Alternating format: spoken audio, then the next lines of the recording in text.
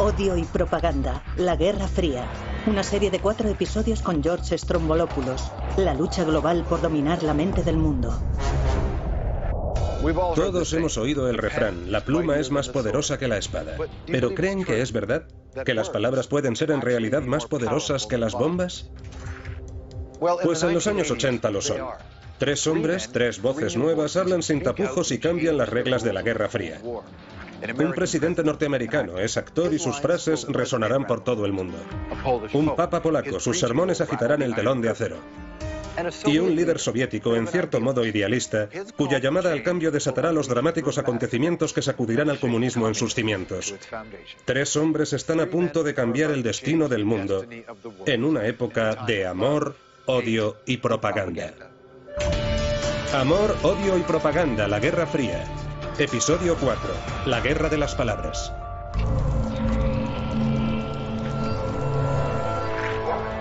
...1982, Manchester, Maine, una pequeña ciudad en el nordeste de los Estados Unidos. Como en cualquier ciudad pequeña de cualquier parte, los grandes problemas mundiales parecen lejanos. Pero hay algo flotando en el aire. Miedo. Ese miedo impulsa a Samantha Smith, de 10 años de edad, a escribir una carta. Un acto que por un instante la convertirá en la niña más famosa del planeta. Querido señor Andropov, me preocupa que Rusia y Estados Unidos entren en una guerra nuclear. Me gustaría saber por qué quiere conquistar el mundo, o al menos nuestro país. Atentamente, Samantha Smith. La carta de Samantha está dirigida a Yuri Andropov, el nuevo líder de la Unión Soviética. Pero él tiene otras cosas en que pensar. La tensión entre Estados Unidos y la Unión Soviética va en aumento y Andropov está deseando una pelea. Los soviéticos han invadido Afganistán y están desplegando cientos de misiles nucleares SS-20 por toda la Europa Oriental.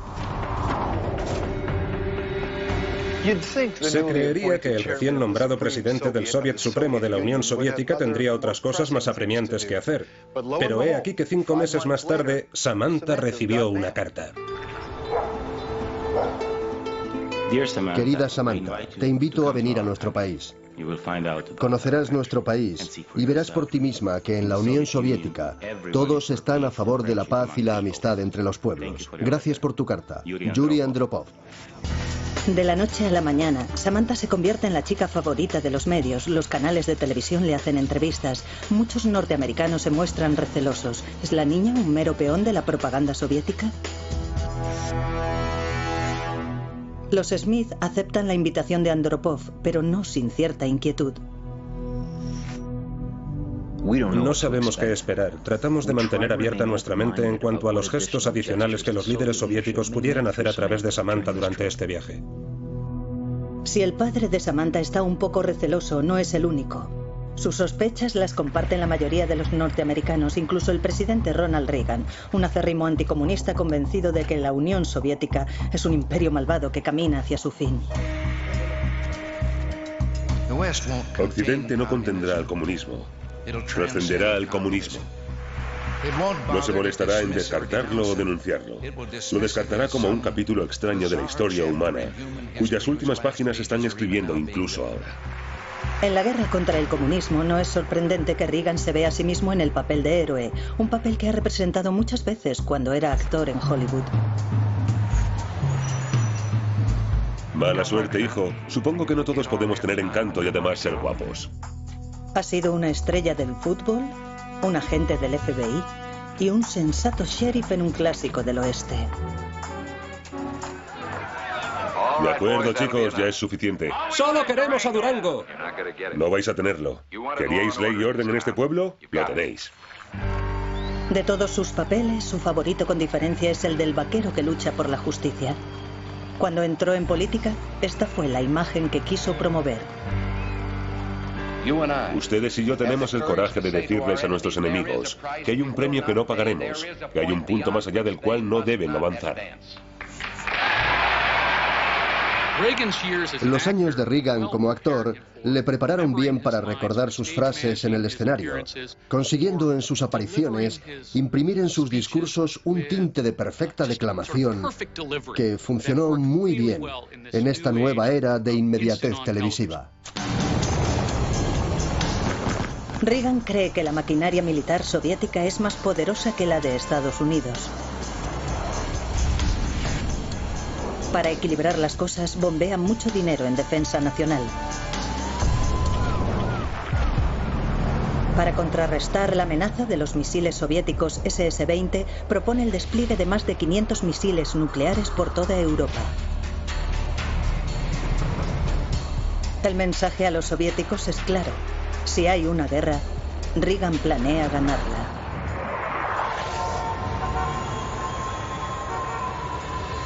Este nuevo incremento de armas asusta muchísimo a todo el mundo. En Estados Unidos y en toda Europa, cientos de miles de personas temen al vaquero de geriátrico, con el dedo puesto en el botón nuclear. Solo en Nueva York, 750.000 personas salen a la calle. Ante la protesta masiva, Reagan comprende que tendrá que cambiar de melodía. Descubre su plan. Es el giro definitivo del arma definitiva. Un arma de paz. Es la Iniciativa de Defensa Estratégica, o SDE. Hago un llamamiento a la comunidad científica de nuestro país, a aquellos que nos suministraron las armas nucleares, a que ahora hagan uso de su gran talento para la causa de la humanidad y de la paz mundial, a que nos proporcionen la manera de hacer que estas armas nucleares se vuelvan impotentes y obsoletas. Reagan imagina una especie de escudo antimisiles, un paraguas que proteja a Estados Unidos en caso de un ataque nuclear. Parece algo sacado de una película de ciencia ficción. Y por supuesto, ¿cómo será conocida? Como la Guerra de las Galaxias.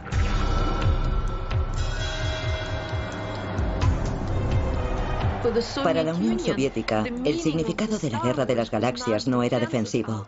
El significado de la Guerra de las Galaxias para el líder soviético era la posibilidad de lanzar un primer ataque desde el espacio. A pesar de la tensión extrema, Samantha Smith y sus padres aceptan la invitación de Andropov de visitar la Unión Soviética. A la niña la invitaron quizá con un doble propósito, como una forma de propaganda dirigida hacia nuestros propios ciudadanos para demostrarles que en la Unión Soviética somos muy abiertos. Queremos que los niños norteamericanos se comuniquen con nuestros niños. Y también va dirigida hacia los Estados Unidos, con la esperanza de que el pueblo norteamericano responda a este gesto de invitar a la niña a que conozca a los líderes soviéticos.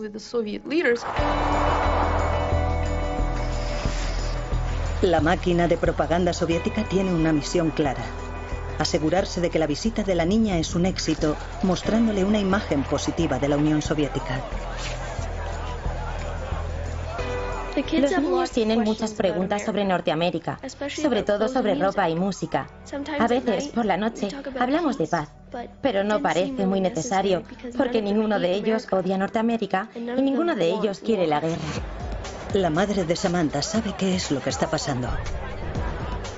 Es muy obvio que se trata de propaganda, pero creemos que es buena propaganda. Creemos de verdad que es una buena labor de relaciones públicas para ambos países, si podemos hacer que resulte bien. Samantha nunca llegó a conocer a Yuri Andropov, pero sí llegó a reunirse con una de las mujeres más famosas del planeta, la cosmonauta Valentina Tereskova, la primera mujer que había viajado al espacio.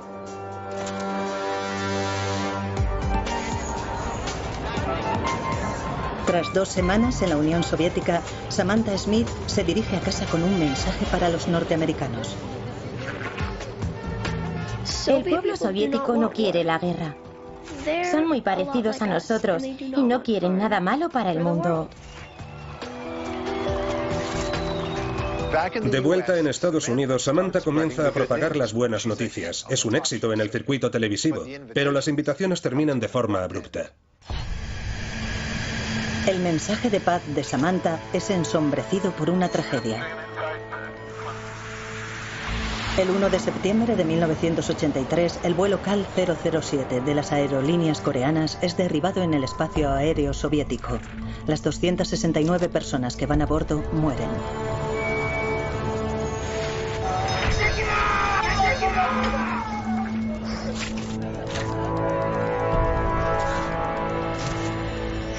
Doce horas más tarde, los soviéticos oficialmente anuncian que una nave no identificada había invadido su espacio aéreo. Sin embargo, olvidan mencionar que son ellos quienes lo derribaron. Un caza soviético seguía al avión durante 10 minutos cuando desapareció del radar. En Washington, la máquina de propaganda está a pleno rendimiento. Me presento ante ustedes esta noche con motivo de la masacre de las aerolíneas coreanas. Esta era una gran oportunidad de acusar a la Unión Soviética, de tacharlo de Estado terrorista, de aislarlo ante la opinión pública mundial. No había ninguna justificación en absoluto, ni legal ni moral, para lo que hicieron los soviéticos. Los soviéticos aún se niegan a decir la verdad. Realmente ni siquiera le han dicho a su propio pueblo que derribaron un avión. El presidente Reagan va más allá y llega a reproducir una grabación con la voz del piloto. Es la prueba, dice, de que el KAL 007 fue derribado deliberadamente. El objetivo está destruido. Pero Reagan no está contando toda la historia. En la grabación original, el piloto soviético les pide repetidamente a los pilotos del KAL que se identifiquen. Ellos no responden. Lanza un disparo de aviso. Y nada, por lo que supone que debe de ser un avión espía. En este momento derriba el avión. En la cinta que los norteamericanos comparten con el mundo, estos momentos cruciales de la grabación convenientemente faltan. La versión manipulada de la grabación da a Reagan lo que quiere. La destrucción del KAL 007 hace que los soviéticos parezcan los malos. Que los soviéticos derribaran un avión civil mueve a la gente a preguntarse si no considerarán emplear los misiles nucleares. Esto tiene el efecto no solo de legitimar la ofensiva del presidente Reagan contra la Unión Soviética, sino también el de silenciar las numerosas críticas contra Reagan por su crecimiento armamentístico. 2 meses más tarde, sin apenas hallar resistencia por parte de los pacifistas, los norteamericanos logran su objetivo: instalar misiles en Europa Occidental.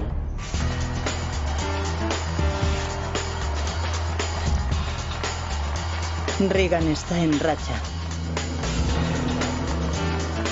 En 1984 se presenta una segunda elección como presidente. El eslogan de su campaña, Norteamérica ha vuelto.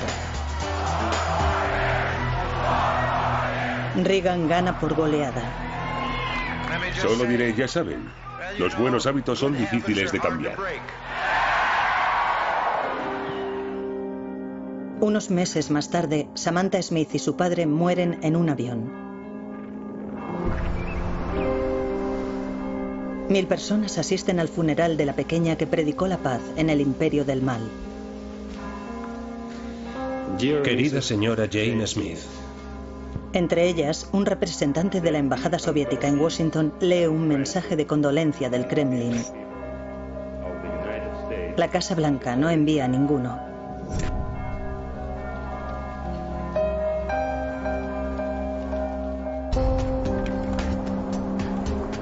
Es difícil imaginar la vida en Polonia en los años 70. La economía de ese país del bloque oriental está en la ruina y hay escasez de todo.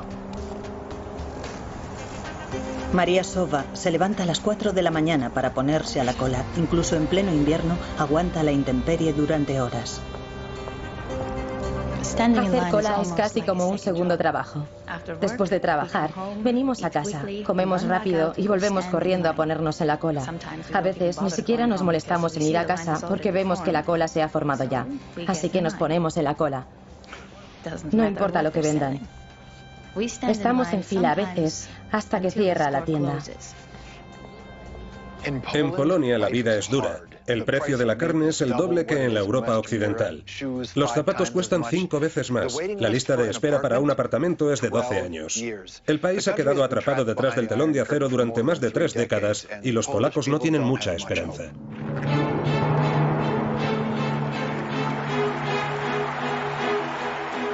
Pero todo eso está a punto de cambiar. El detonante son los acontecimientos de Roma, que algunos podrían calificar de milagro. En octubre de 1978, Karol Wojtyła, arzobispo de Cracovia, un polaco nada menos, es elegido papa. Queridísimos hermanos y hermanas, como la mayoría de la población polaca, María Sowa es católica. No podía creerlo. Corrí gritando, no lo adivinaréis. Pusimos la televisión. Estábamos muy felices, llenos de esperanza de que las cosas fueran a cambiar para nosotros. A diferencia de otros países del bloque comunista, la identidad nacional polaca está estrechamente vinculada a la Iglesia. La Iglesia es una auténtica fuerza que representa una realidad alternativa al régimen comunista.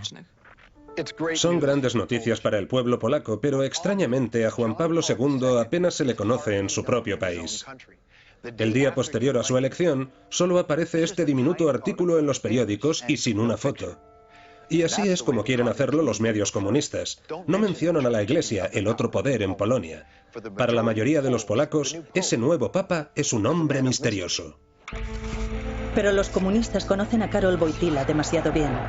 Perteneció a la resistencia. Bajo la ocupación nazi ayudó a esconder a judíos de la Gestapo, evitando a duras penas que le capturaran. Bajo el régimen comunista, llegó a ser obispo de Cracovia y luchó por el derecho a construir iglesias. Él cree que es deber de la Iglesia ayudar a cambiar el sistema. Ahora, como papa, este gran comunicador y antiguo actor inicia una cruzada contra el comunismo.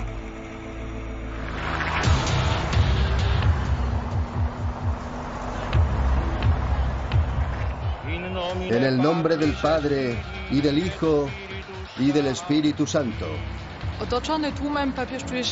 Se siente cómodo frente a la multitud. Sabe cómo dirigirse a una audiencia. Sabe enfatizar frases, haciendo pausas al hablar, creando silencios. Durante la celebración de su primera misa como papa, Juan Pablo II hace algo más que citar el Evangelio. Habla de política. Abrid las fronteras de los países, de sus economías, de sus sistemas políticos. No tengáis miedo. Por supuesto que a Juan Pablo II le gustaría visitar su Polonia natal en su primer peregrinaje papal. Sin embargo, las autoridades comunistas prefieren que no lo haga. Pasarán 8 meses antes de que autoricen la visita. Durante ese tiempo, e invirtiendo mucho dinero, el Papa mejora Radio Vaticano. Cuando habla, quiere asegurarse de que el pueblo de Polonia escucha cada una de sus palabras. Junio de 1979. El nuevo Papa por fin llega a Polonia. Durante los siguientes 9 días, 11 millones de personas, 1 de cada 3 polacos, acudirán a ver a su líder espiritual.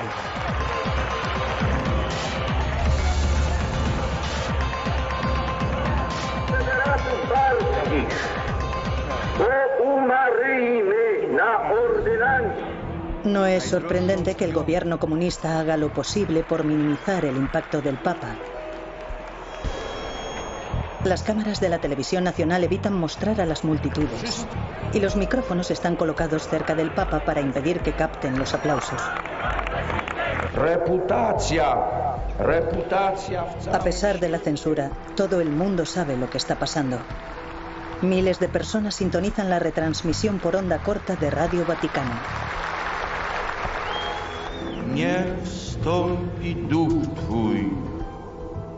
Las palabras del Papa son inspiradoras. No debería hablar de política en público, pero sabe cómo esquivar las normas. Sus sermones son nada menos que mensajes en código. Y la gente sabe leer entre líneas. Que tu espíritu descienda y renueve la faz de la tierra. La faz de esta tierra. Cuando el Papa dijo que descienda tu espíritu y que Él renueve esta tierra, todo el mundo entendió de inmediato lo que significaba, que era derrocar al comunismo. Renovar esta tierra significaba el cambio del sistema. María Sowa tiene una hija pequeña, Marcy. Uno de los primeros regalos que Marcy recibe es un proyector de diapositivas para que pueda ver las imágenes del hombre que está devolviéndole la esperanza a Polonia. Años más tarde, los acontecimientos que pronto agitarían Polonia la llevarán a escribir sus memorias en forma de novelas gráficas. Creía que era la única capaz de hacer llorar a mi madre. No lo soy. El Papa también puede hacerlo. Le encantan las diapositivas de Juan Pablo II visitando Polonia. También hay un hombre con bigote llamado Lech Walesa que representa el corazón de un sindicato que se está rebelando contra las autoridades.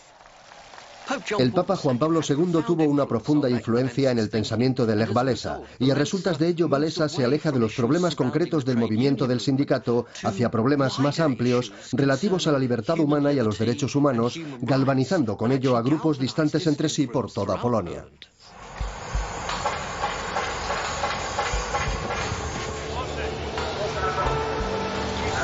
El movimiento se propaga como un incendio, echa raíces en las fábricas de toda Polonia.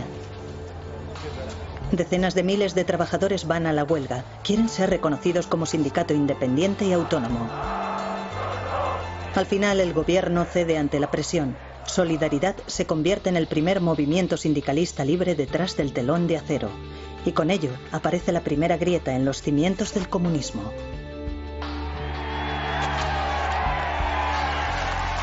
Cuando Walesa firma el nuevo acuerdo, muy oportunamente lo hace con un enorme bolígrafo con la imagen ¿de quién? Del Papa Juan Pablo II. En cuestión de meses, Solidaridad tiene 10 millones de miembros en Polonia.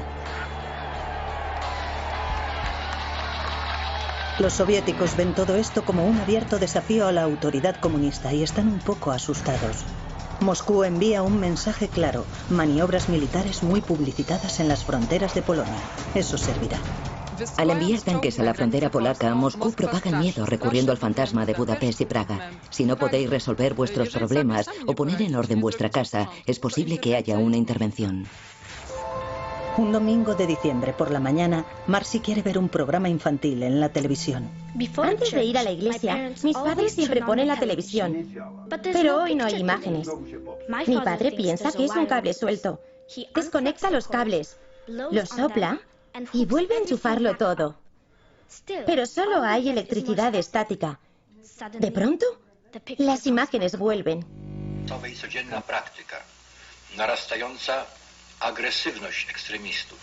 El general Wojciech Jaruzelski aparece y declara que Polonia está en estado de guerra. Tras amenazar con una intervención militar, los soviéticos exigen que Jaruzelski, su hombre en Polonia, haga lo que sea necesario para tomar el control y restablecer el orden en Polonia. Y este impone la ley marcial e ilegaliza Solidaridad. Hace arrestar a miles de activistas sindicales y coloca a Lech Walesa en arresto domiciliario. A los soldados que vienen a arrestarle, Walesa les advierte: este es el momento de vuestra derrota. Acabáis de clavar el último clavo en el ataúd del comunismo.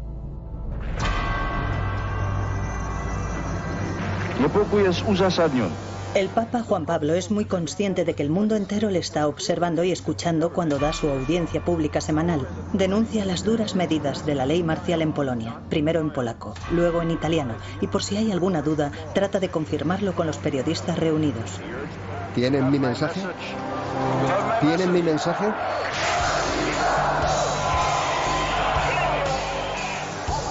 En Polonia, Solidaridad contraataca, pero tiene que operar en absoluto secreto. Y eso resulta difícil. Las demostraciones públicas son recibidas con extrema violencia.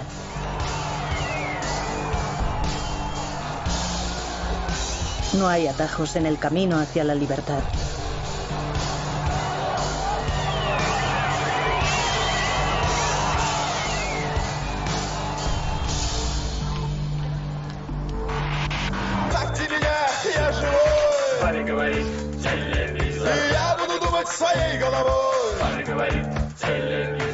En 1984, una época de pesimismo en la Unión Soviética. La banda de rock Televisor grita el descontento de la juventud, una generación que no tiene nada en común con los enfermizos ancianos en el poder. Ya no creen en la propaganda con la que les educaron.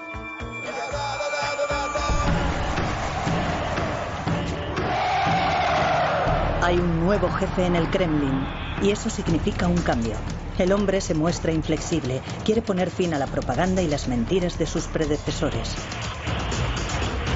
En esta historia se manifiesta el verdadero carácter del nuevo hombre. Está tomando parte en una nueva simulación de guerra y en esta crisis totalmente ficticia le piden que presione el botón nuclear. Pero él se congela. No puede o no quiere lanzar los misiles nucleares, ni siquiera los falsos. Les presentamos a Mikhail Gorbachev. Con 54 años, Gorbachev es el miembro más joven del Politburó. Es también el primer líder soviético que ha vivido, siendo un niño, la Segunda Guerra Mundial. Su familia sobrevivió a la ocupación alemana y al reinado del terror de Stalin. Esas experiencias moldearon al hombre. Cuando sube al poder, Gorbachev se muestra muy diferente. De pronto llega un hombre que habla con libertad, que sonríe, sale de su coche y pasea por la calle, habla con la gente, toca a la gente. Y eso es increíble.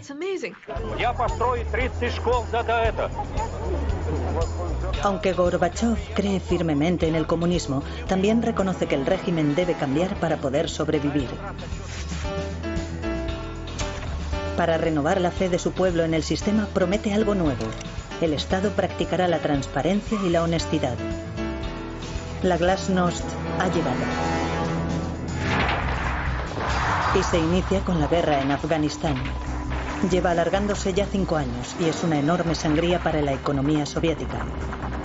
Pero la mayoría de los soviéticos no han sido informados de esa despiadada guerra de su ejército contra los rebeldes islámicos.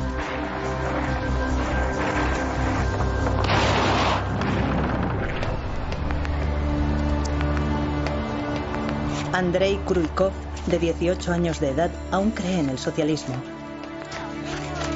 Parte a Afganistán con el sueño de convertirse en un héroe, como esos valientes jóvenes que aparecen en los medios. Los periódicos cubren actos de coraje, de generosa asistencia y ayuda a la población afgana. Proporcionan alimentos. Eso es lo que se lee en los periódicos. Tras 9 meses de entrenamiento, Andrei aterriza en Afganistán. La guerra romántica es reemplazada con rapidez por la realidad. Ve la verdad que se esconde detrás de la propaganda. Pocas semanas después de su llegada, el joven que ha soñado con convertirse en un héroe escribe a su madre. En 77 días estaré en la mitad de mi periodo militar. Estoy impaciente por estar en nuestra madre patria otra vez. Sería estupendo caminar por allí con una mochila en lugar de mi saco del ejército. Escríbeme lo antes posible. Adiós, Andrei. Solo unas horas después de escribir la carta, Andrei murió.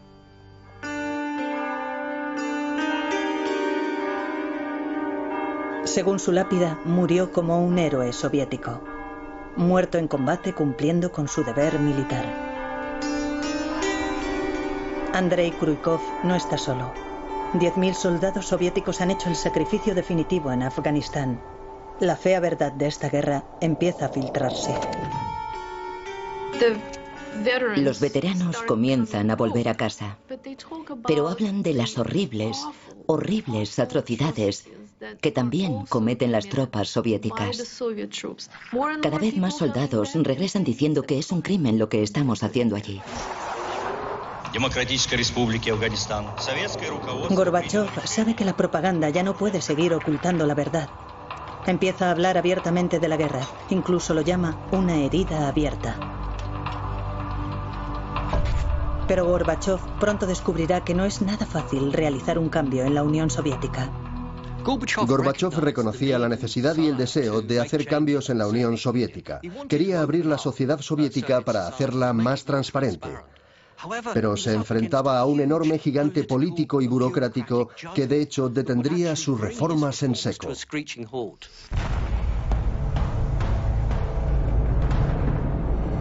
Sábado 26 de abril de 1986, se produce un accidente en el reactor número 4 de la planta nuclear de Chernóbil, en Ucrania.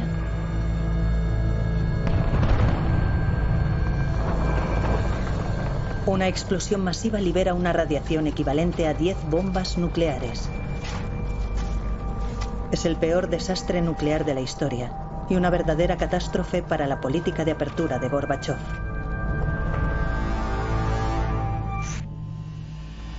A 3 kilómetros de la zona de impacto se encuentra Pripyat, con una población de 55.000 habitantes. La vida sigue como siempre, a pesar de los peligrosísimos altos niveles de radiación en el aire. Sus efectos pueden verse claramente en un documental rodado aquel día.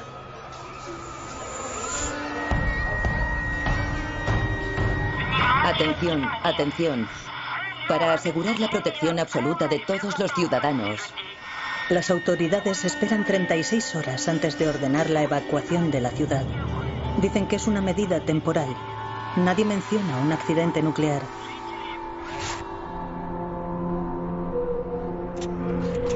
Una nube radiactiva se extiende rápidamente por Europa. Los técnicos de una planta nuclear de Suecia advierten niveles anormalmente altos de radiación. Las sospechas de inmediato se centran en la Unión Soviética. Las noticias viajan con rapidez alrededor del mundo, salvo en la URSS, donde los medios y el gobierno no dicen nada. Gorbachev se entera del accidente el día en que ocurre, pero los oficiales le ocultan la magnitud de los daños. Para averiguar la verdad, envía a un equipo propio de investigación, y cuando una semana después recibe el informe, se queda impactado. Curiosamente, decide guardar silencio. Es una especie de tradición en la Unión Soviética la de no revelar ninguna información al mundo exterior cuando hay un accidente grave, a no ser que sea absolutamente necesario. La televisión soviética tarda más de 2 días en comunicar en un breve anuncio que ha habido un contratiempo en Chernóbil. Aún no se dice nada del peligro de la radiación. En Kiev, a solo 150 kilómetros de Chernóbil, las celebraciones del Día del Trabajo están en pleno auge, como si nada hubiera pasado.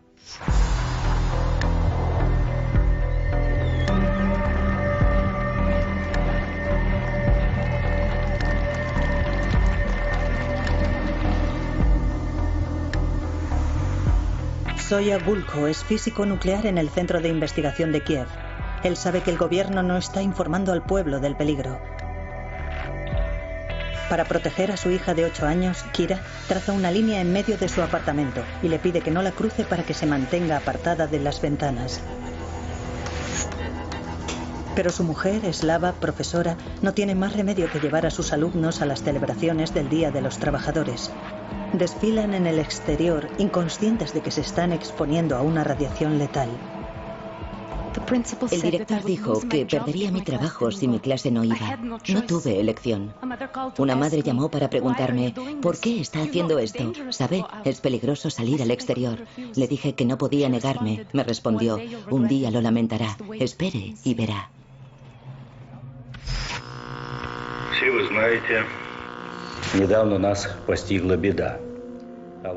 Mikhail Gorbachev por fin se dirige al pueblo de la Unión Soviética, 18 días después del accidente.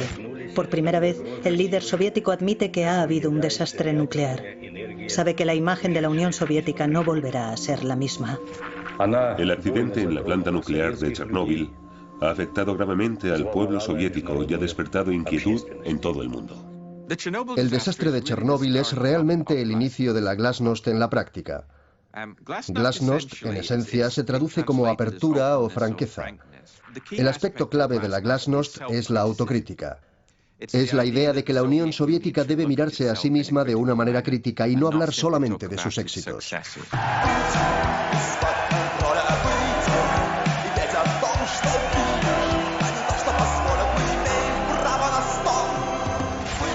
Mikhail Borsikin y su banda Televisor toman la palabra Gorbachev. Gracias a la glasnost pueden expresar su descontento, incluso con mayor libertad. Toda idea de control de pronto se hizo irreal. A nadie le importó un comino ya. En el siguiente festival cantamos canciones mucho más fuertes, pero ninguno de los controladores dijo nada porque esta vez no estábamos solos. La glasnost alcanza un estado de agitación extrema en la Unión Soviética.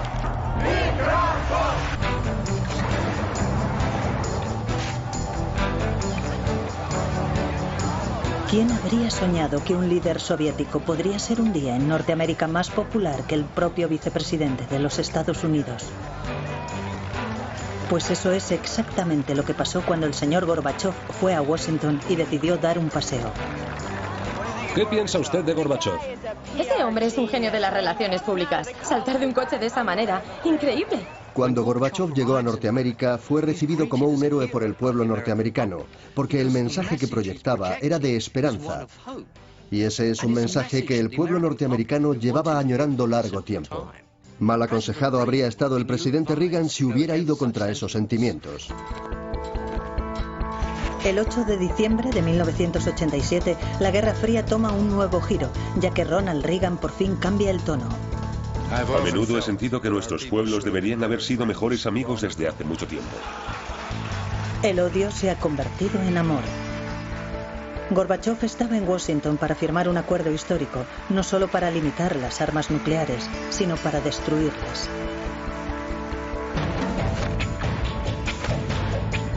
Gorbachov representa la esperanza del cambio y la gente lo siente así en Estados Unidos y también dentro del propio imperio soviético. Incluso también en las manifestaciones de Polonia, aunque tal vez no dieran esa impresión a primera vista.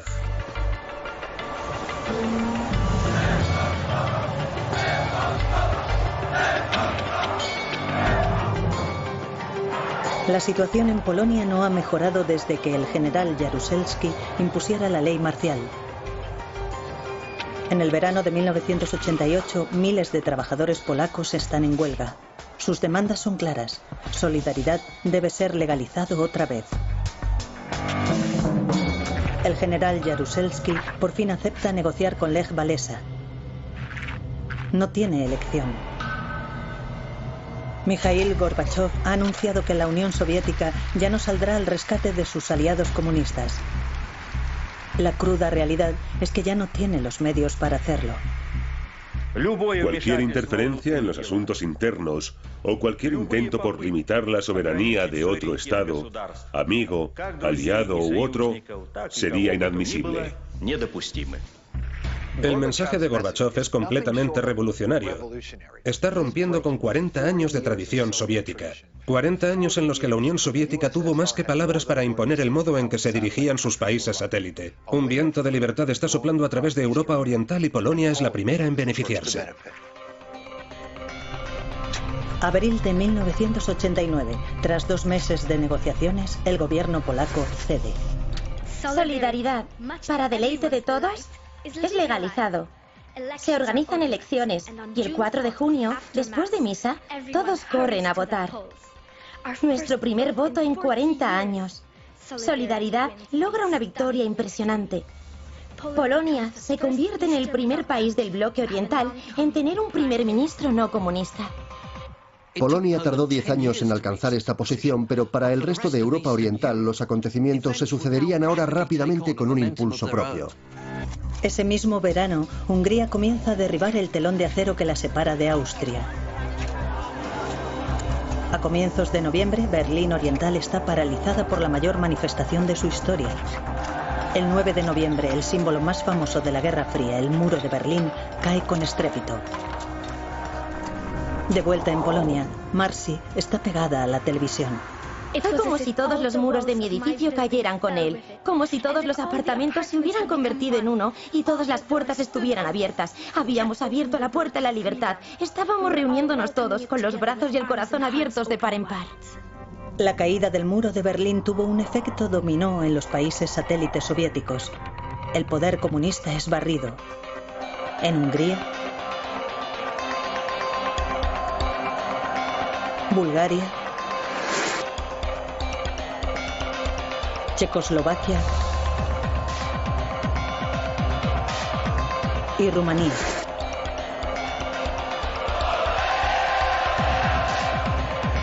Terminan 40 años de división en Europa, pero los vientos del cambio aún seguían soplando con fuerza. El 1 de diciembre de 1989 tiene lugar una escena que habría sido inimaginable solo unos meses antes. El Papa Juan Pablo II saluda a Gorbachov. La cabeza del catolicismo y la del comunismo juntas. Una vez más, el odio se ha convertido en amor. Al día siguiente, en medio de una tormenta frente a las costas de Malta, Gorbachov se sienta junto al nuevo presidente de Estados Unidos, George Bush padre, y lo hace oficial. El mundo está abandonando una época, la Guerra Fría, y entrando en una nueva. Hemos enterrado la Guerra Fría en el fondo del mar Mediterráneo. Más tarde, será reconocido como el principal arquitecto y el responsable de terminar con la Guerra Fría. Le concederán el Premio Nobel de la Paz. Gorbachov está en la cima del mundo. Pero no había soñado con lo que ocurriría a continuación.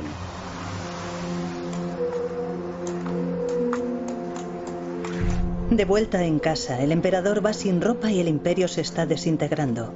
La economía soviética está en ruinas y los ciudadanos de Moscú no están de humor para el amor.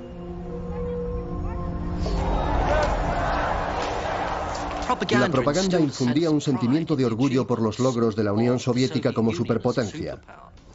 Sin embargo, cuando empezó a desmoronarse la Unión, la propaganda cada vez se distanciaba más de la experiencia diaria de los ciudadanos. El resultado fue que Gorbachov era visto como un líder débil e ineficaz.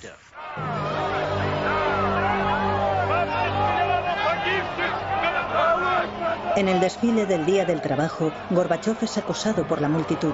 Finalmente le obligan a abandonar la tribuna.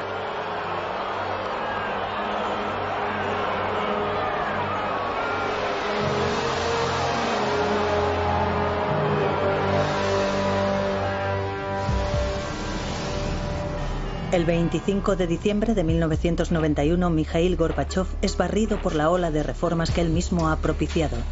No tiene otra elección más que dejar el cargo. Renuncio a mi puesto de primer ministro de la Unión Soviética. Al día siguiente, la Unión Soviética dejó de existir.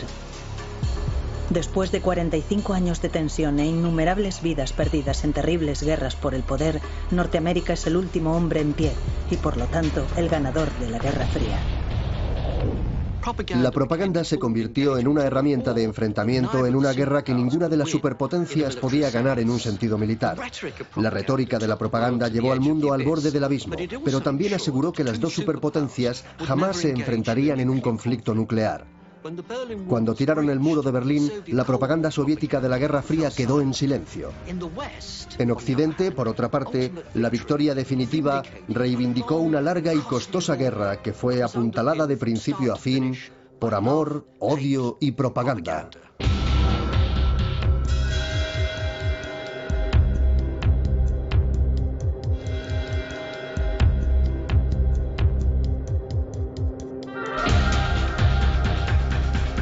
Enfatizar frases, haciendo pausas al hablar, creando silencios. Durante la celebración de su primera misa como papa, Juan Pablo II hace algo más que citar el Evangelio. Habla de política. Abrid las fronteras de los países, de sus economías, de sus sistemas políticos. No tengáis miedo. Por supuesto que a Juan Pablo II le gustaría visitar su Polonia natal en su primer peregrinaje papal. Sin embargo, las autoridades comunistas prefieren que no lo haga. Pasarán 8 meses antes de que autoricen la visita. Durante ese tiempo, e invirtiendo mucho dinero, el Papa mejora Radio Vaticano. Cuando habla, quiere asegurarse de que el pueblo de Polonia escucha cada una de sus palabras. Junio de 1979. El nuevo Papa por fin llega a Polonia. Durante los siguientes 9 días, 11 millones de personas, 1 de cada 3 polacos, acudirán a ver a su líder espiritual.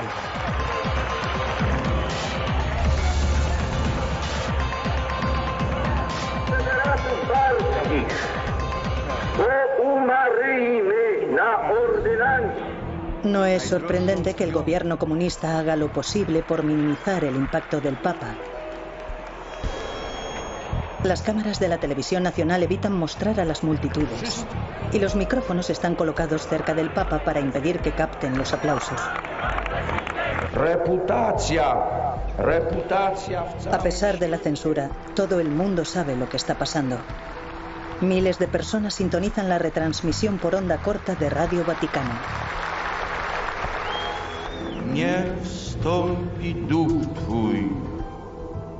Las palabras del Papa son inspiradoras. No debería hablar de política en público, pero sabe cómo esquivar las normas. Sus sermones son nada menos que mensajes en código. Y la gente sabe leer entre líneas. Que tu espíritu descienda y renueve la faz de la tierra. La faz de esta tierra. Cuando el Papa dijo que descienda tu espíritu y que Él renueve esta tierra, todo el mundo entendió de inmediato lo que significaba, que era derrocar al comunismo. Renovar esta tierra significaba el cambio del sistema. María Sofa tiene una hija pequeña, Marcy. Uno de los primeros regalos que Marcy recibe es un proyector de diapositivas para que pueda ver las imágenes del hombre que está devolviéndole la esperanza a Polonia. Años más tarde, los acontecimientos que pronto agitarían Polonia la llevarán a escribir sus memorias en forma de novelas gráficas. Creía que era la única. Occidental. Los zapatos cuestan 5 veces más. La lista de espera para un apartamento es de 12 años. El país ha quedado atrapado detrás del telón de acero durante más de 3 décadas y los polacos no tienen mucha esperanza.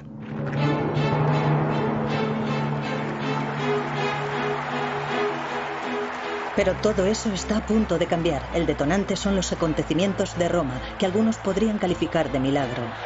En octubre de 1978, Karol Wojtyła, arzobispo de Cracovia, un polaco nada menos, es elegido papa. Queridísimos hermanos y hermanas.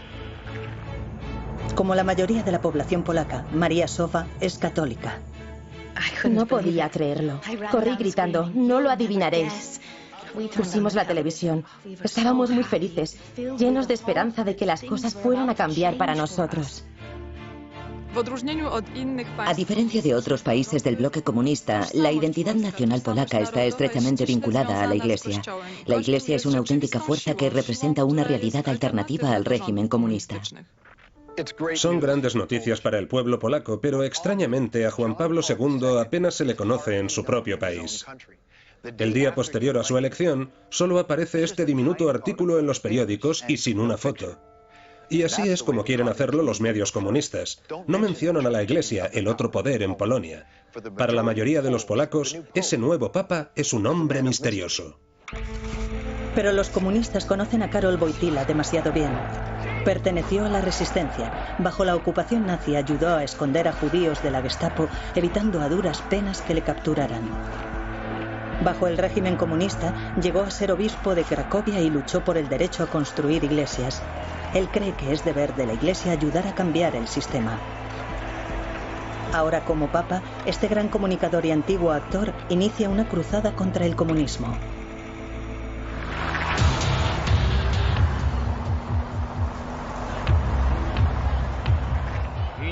En el nombre del Padre, y del Hijo, y del Espíritu Santo. Se siente cómodo frente a la multitud. Sabe cómo dirigirse a una audiencia. Sabe enfatizar frases, haciendo pausas al hablar, creando silencios. Durante la celebración de su primera misa como papa, Juan Pablo II hace algo más que citar el Evangelio. Habla de política. Abrid las fronteras de los países, de sus economías, de sus sistemas políticos. No tengáis miedo. Por supuesto que a Juan Pablo II le gustaría visitar su Polonia natal en su primer peregrinaje papal. Sin embargo, las autoridades comunistas prefieren que no lo haga. Claro, maniobras militares muy publicitadas en las fronteras de Polonia. Eso servirá. Al enviar tanques a la frontera polaca, Moscú propaga el miedo recurriendo al fantasma de Budapest y Praga. Si no podéis resolver vuestros problemas o poner en orden vuestra casa, es posible que haya una intervención.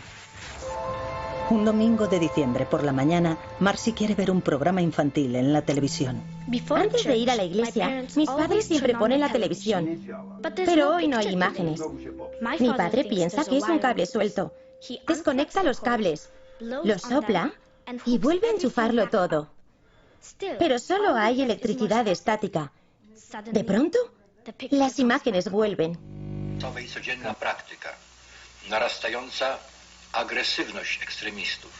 El general Wojciech Jaruzelski aparece y declara que Polonia está en estado de guerra. Tras amenazar con una intervención militar, los soviéticos exigen que Jaruzelski, su hombre en Polonia, haga lo que sea necesario para tomar el control y restablecer el orden en Polonia. Y este impone la ley marcial e ilegaliza Solidaridad. Hace arrestar a miles de activistas sindicales y coloca a Lech Walesa en arresto domiciliario. A los soldados que vienen a arrestarle, Walesa les advierte: este es el momento de vuestra derrota. Acabáis de clavar el último clavo en el ataúd del comunismo.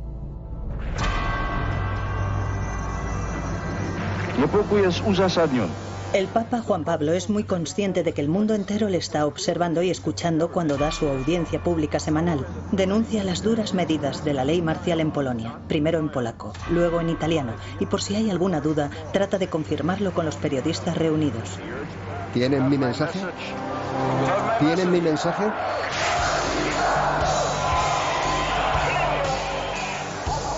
En Polonia, Solidaridad contraataca, pero tiene que operar en absoluto secreto. Y eso resulta difícil. Las demostraciones públicas son recibidas con extrema violencia.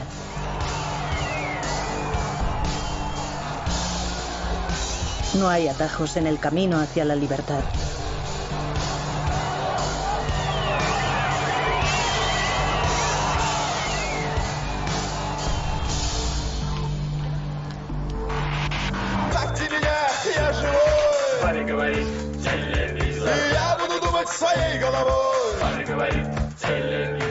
En 1984, una época de pesimismo en la Unión Soviética. La banda de rock Televisor grita el descontento de la juventud, una generación que no tiene nada en común con los enfermizos ancianos en el poder. Ya no creen en la propaganda con la que... Los deberían haber sido mejores amigos desde hace mucho tiempo. El odio se ha convertido en amor. Gorbachov estaba en Washington para firmar un acuerdo histórico, no solo para limitar las armas nucleares, sino para destruirlas.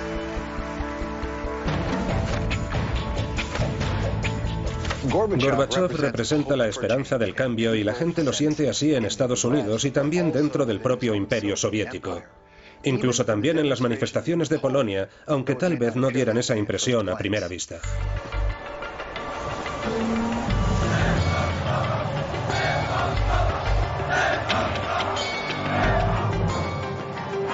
La situación en Polonia no ha mejorado desde que el general Jaruzelski impusiera la ley marcial.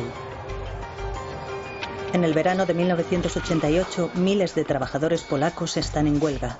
Sus demandas son claras. Solidaridad debe ser legalizado otra vez. El general Jaruzelski por fin acepta negociar con Lech Walesa. No tiene elección. Mikhail Gorbachov ha anunciado que la Unión Soviética ya no saldrá al rescate de sus aliados comunistas. La cruda realidad es que ya no tiene los medios para hacerlo. Cualquier interferencia en los asuntos internos o cualquier intento por limitar la soberanía de otro Estado, amigo, aliado u otro, sería inadmisible. El mensaje de Gorbachov es completamente revolucionario. Está rompiendo con 40 años de tradición soviética. 40 años en los que la Unión Soviética tuvo más que palabras para imponer el modo en que se dirigían sus países satélite. Un viento de libertad está soplando a través de Europa Oriental y Polonia es la primera en beneficiarse. Abril de 1989. Tras 2 meses de negociaciones, el gobierno polaco cede. Solidaridad, para deleite de todos, es legalizado. Se organizan elecciones y el 4 de junio, después de misa, todos corren a votar. Nuestro primer voto en 40 años. Solidaridad logra una victoria impresionante. Polonia se convierte en el primer país del bloque oriental en tener un primer ministro no comunista. Polonia tardó 10 años en alcanzar esta posición, pero para el resto de Europa Oriental los acontecimientos se sucederían ahora rápidamente con un impulso propio.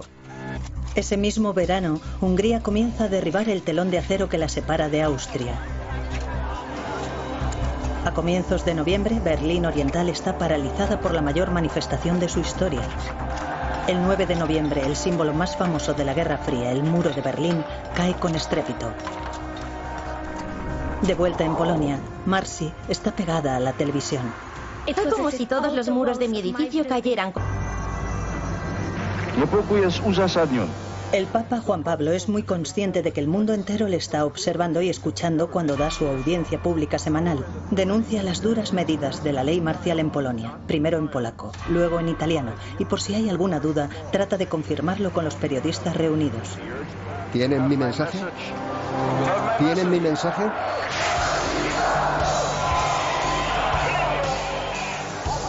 En Polonia, Solidaridad contraataca, pero tiene que operar en absoluto secreto. Y eso resulta difícil. Las demostraciones públicas son recibidas con extrema violencia.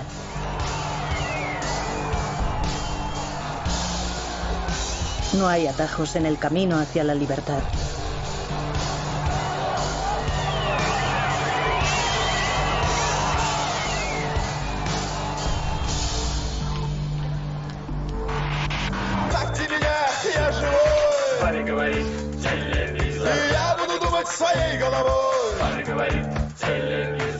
En 1984, una época de pesimismo en la Unión Soviética.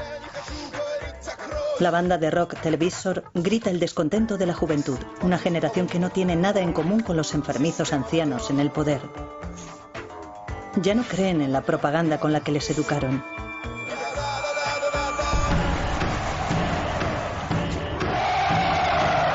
Hay un nuevo jefe en el Kremlin, y eso significa un cambio. El hombre se muestra inflexible, quiere poner fin a la propaganda y las mentiras de sus predecesores.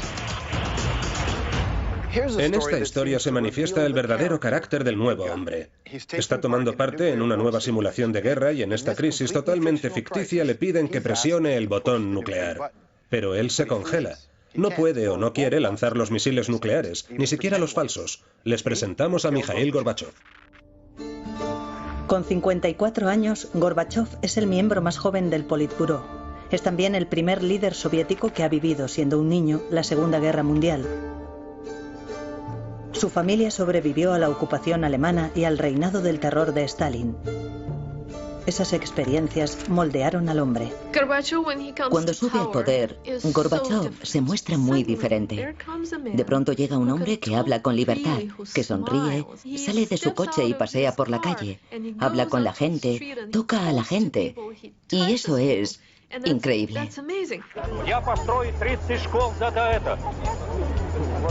Aunque Gorbachev cree firmemente en el comunismo, también reconoce que el régimen debe cambiar para poder sobrevivir.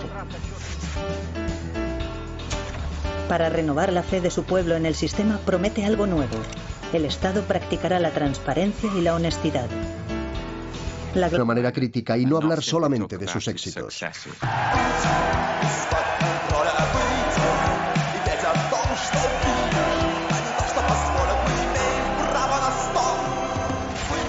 Mikhail Borsíkin y su banda Televisor toman la palabra Gorbachev.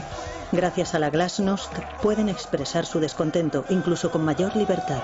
Toda idea de control de pronto se hizo irreal. A nadie le importó un comino ya. En el siguiente festival cantamos canciones mucho más fuertes, pero ninguno de los controladores dijo nada porque esta vez no estábamos solos. La Glasnost alcanza un estado de agitación extrema en la Unión Soviética.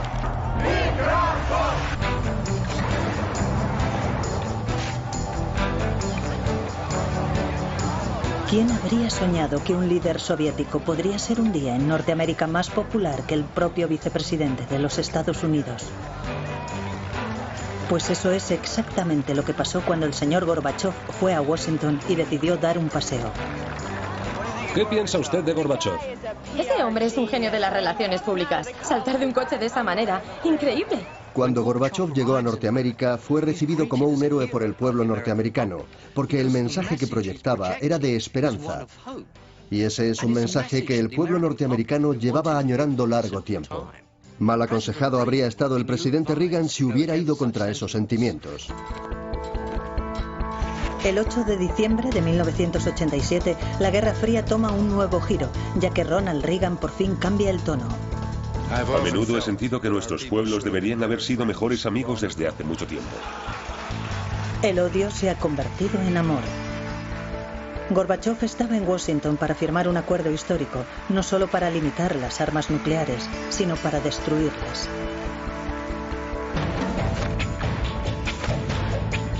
Gorbachov representa la esperanza del cambio y la gente lo siente así en Estados Unidos y también dentro del propio imperio soviético. Incluso también en las manifestaciones de Polonia, aunque tal vez no dieran esa impresión a primera vista.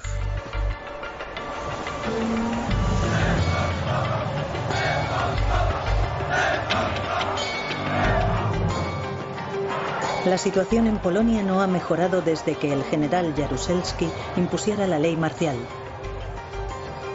En el verano de 1988, miles de trabajadores polacos están en huelga. Sus demandas son claras. Solidaridad debe ser legalizado otra vez. El general Jaruzelski por fin acepta negociar con Lech Walesa. No tiene elección. Mikhail Gorbachov ha anunciado que la Unión Soviética ya no saldrá al rescate de sus aliados comunistas. La cruda realidad, ya no creen en la propaganda con la que les educaron.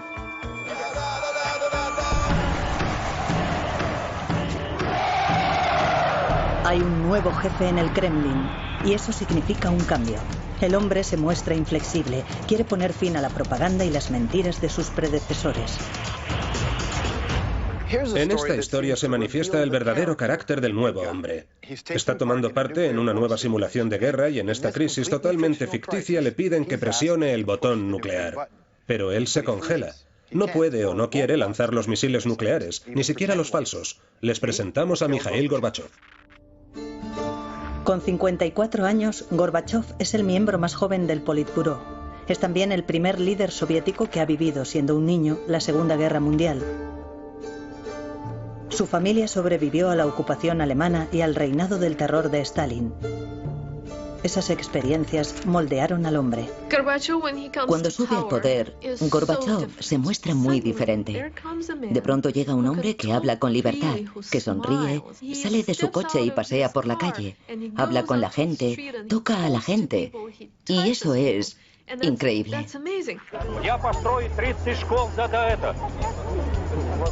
Aunque Gorbachov cree firmemente en el comunismo, también reconoce que el régimen debe cambiar para poder sobrevivir. Para renovar la fe de su pueblo en el sistema, promete algo nuevo. El Estado practicará la transparencia y la honestidad. La Glasnost ha llegado. Y se inicia con la guerra en Afganistán. Lleva alargándose ya 5 años y es una enorme sangría para la economía soviética. Pero la mayoría de los soviéticos no han sido informados de esa despiadada guerra de su ejército contra los rebeldes islámicos.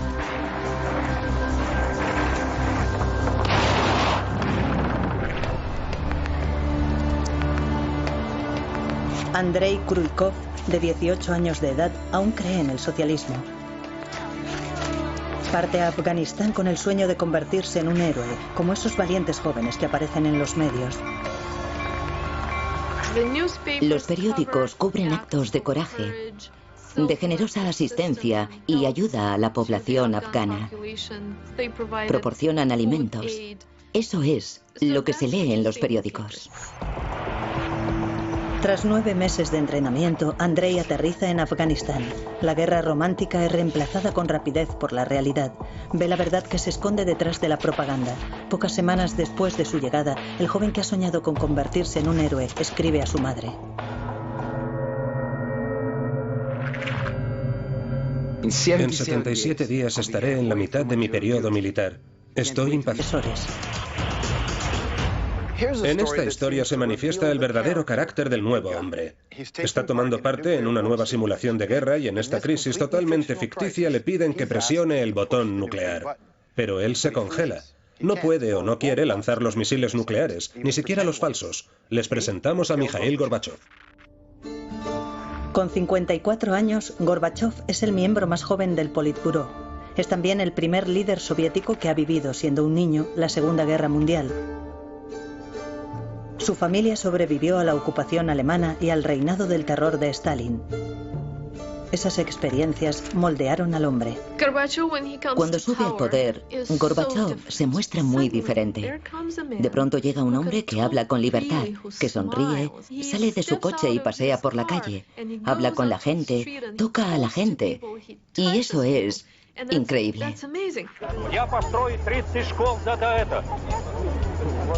Aunque Gorbachov cree firmemente en el comunismo, también reconoce que el régimen debe cambiar para poder sobrevivir. Para renovar la fe de su pueblo en el sistema, promete algo nuevo. El Estado practicará la transparencia y la honestidad. La Glasnost ha llegado. Y se inicia con la guerra en Afganistán. Lleva alargándose ya 5 años y es una enorme sangría para la economía soviética. Pero la mayoría de los soviéticos no han sido informados de esa despiadada guerra de su ejército contra los rebeldes islámicos.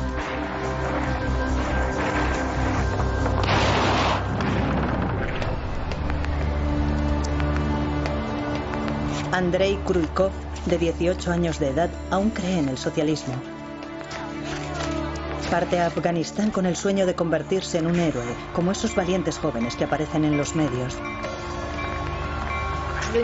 Los periódicos cubren actos de coraje, de generosa asistencia y ayuda a la población afgana. Proporcionan alimentos. Eso es lo que se lee en los periódicos. Tras 9 meses de entrenamiento, Andrei aterriza en Afganistán. La guerra romántica es reemplazada con rapidez por la realidad.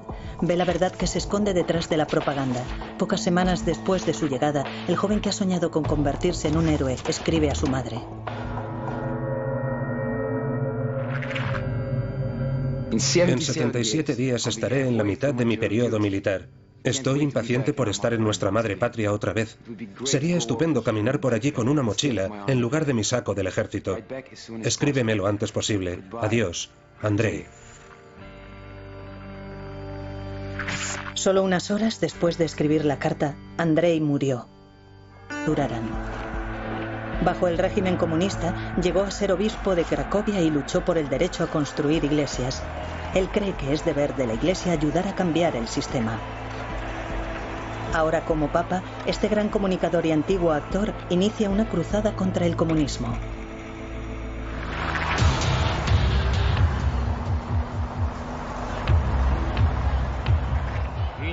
En el nombre del Padre, y del Hijo, y del Espíritu Santo. Se siente cómodo frente a la multitud. Sabe cómo dirigirse a una audiencia. Sabe enfatizar frases, haciendo pausas al hablar, creando silencios. Durante la celebración de su primera misa como papa, Juan Pablo II hace algo más que citar el Evangelio. Habla de política. Abrid las fronteras de los países, de sus economías, de sus sistemas políticos. No tengáis miedo. Por supuesto que a Juan Pablo II le gustaría visitar su Polonia natal en su primer peregrinaje papal. Sin embargo, las autoridades comunistas prefieren que no lo haga. Pasarán 8 meses antes de que autoricen la visita. Durante ese tiempo, e invirtiendo mucho dinero, el Papa mejora Radio Vaticano. Cuando habla, quiere asegurarse de que el pueblo de Polonia escucha cada una de sus palabras. Junio de 1979. El nuevo Papa por fin llega a Polonia. Durante los siguientes 9 días, 11 millones de personas, 1 de cada 3 polacos, acudirán a ver a su líder espiritual.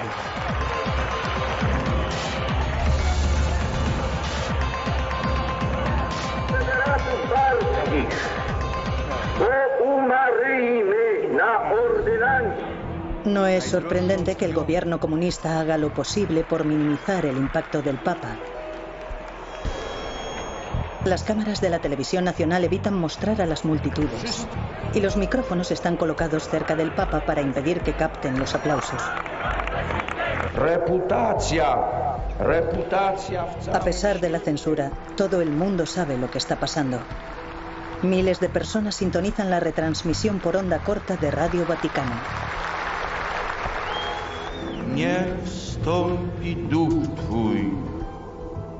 Las palabras del Papa son inspiradoras. No debería hablar de política en público, pero sabe cómo esquivar las normas. Sus sermones son nada menos que mensajes en código. Y la gente sabe leer entre líneas. Que tu espíritu descienda y renueve la faz de la tierra. Las nucleares, a que ahora hagan uso de su gran talento para la causa de la humanidad y de la paz mundial, a que nos proporcionen la manera de hacer que estas armas nucleares se vuelvan impotentes y obsoletas. Reagan imagina una especie de escudo antimisiles, un paraguas que proteja a Estados Unidos en caso de un ataque nuclear. Parece algo sacado de una película de ciencia ficción. Y por supuesto, ¿cómo será conocida? Como la Guerra de las Galaxias.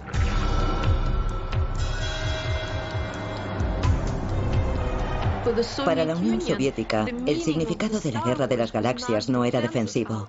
El significado de la Guerra de las Galaxias para el líder soviético era la posibilidad de lanzar un primer ataque desde el espacio. A pesar de la tensión extrema, Samantha Smith y sus padres aceptan la invitación de Andropov de visitar la Unión Soviética. A la niña la invitaron quizá con un doble propósito, como una forma de propaganda dirigida hacia nuestros propios ciudadanos para demostrarles que en la Unión Soviética somos muy abiertos. Queremos que los niños norteamericanos se comuniquen con nuestros niños. Y también va dirigida hacia los Estados Unidos, con la esperanza de que el pueblo norteamericano responda a este gesto de invitar a la niña a que conozca a los líderes soviéticos.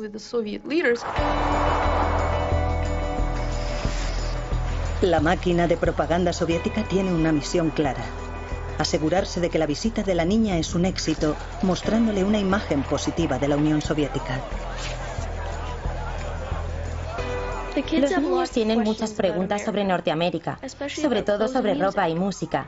A veces, por la noche, hablamos de paz, pero no parece muy necesario, porque ninguno de ellos odia Norteamérica y ninguno de ellos quiere la guerra. La madre de Samantha sabe qué es lo que está pasando. Es muy obvio que se trata de propaganda, pero creemos que es buena propaganda. Creemos de verdad que es una buena labor de relaciones públicas para ambos países, si podemos hacer que resulte bien. Samantha nunca llegó a conocer a Yuri Andropov, pero sí llegó a reunirse con una de las mujeres más famosas del planeta, la cosmonauta Valentina Tereskova, la primera mujer que había viajado al espacio.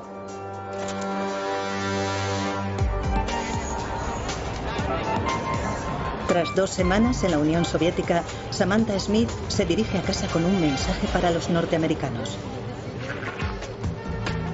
El pueblo soviético no quiere la guerra. Son muy parecidos a nosotros y no quieren nada malo para el mundo. De vuelta en Estados Unidos, Samantha comienza a propagar las buenas noticias. Es un éxito en el circuito televisivo, pero las invitaciones terminan de forma abrupta.